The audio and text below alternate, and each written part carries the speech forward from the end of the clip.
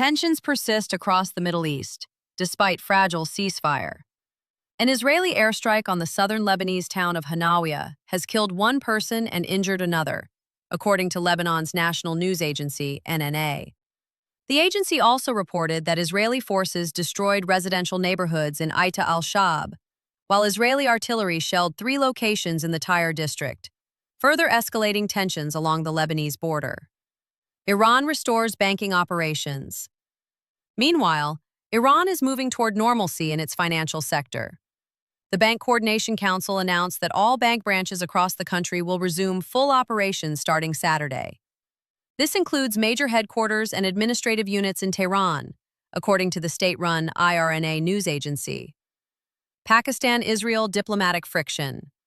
Pakistan's Defense Minister Khawaja Asif appears to have deleted a controversial social media post in which he reportedly described Israel as a curse for humanity.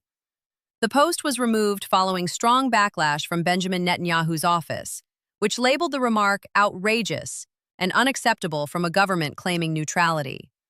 In the post, Asif accused Israel of killing civilians across the Middle East, stating, "First Gaza, then Iran, and now Lebanon.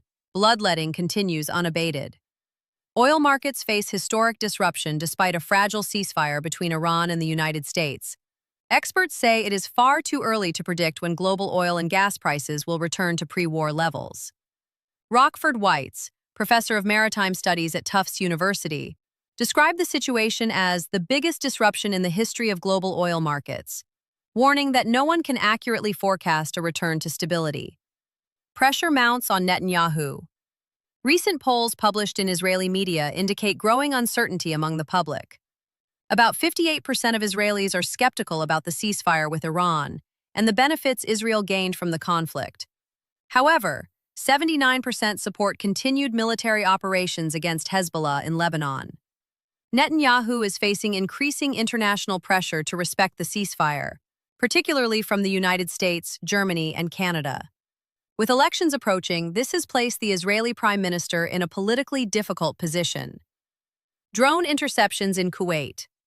The Kuwaiti army confirmed that it intercepted drones entering its airspace overnight. The National Guard later reported significant damage to one of its sites. Kuwait's Ministry of Foreign Affairs condemned the attacks, blaming Iran and its allied factions, including armed groups operating from Iraq. In recent weeks, Kuwait has suffered repeated attacks targeting its airport, commercial ports, and oil facilities, making it one of the most affected Gulf states.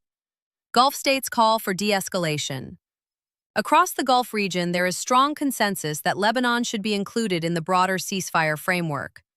Several Gulf countries issued firm statements condemning Israeli airstrikes and urging all sides to prevent a return to hostilities. Regional leaders and civilians alike are calling for restraint, emphasizing that the Middle East cannot afford another escalation after weeks of violence and instability.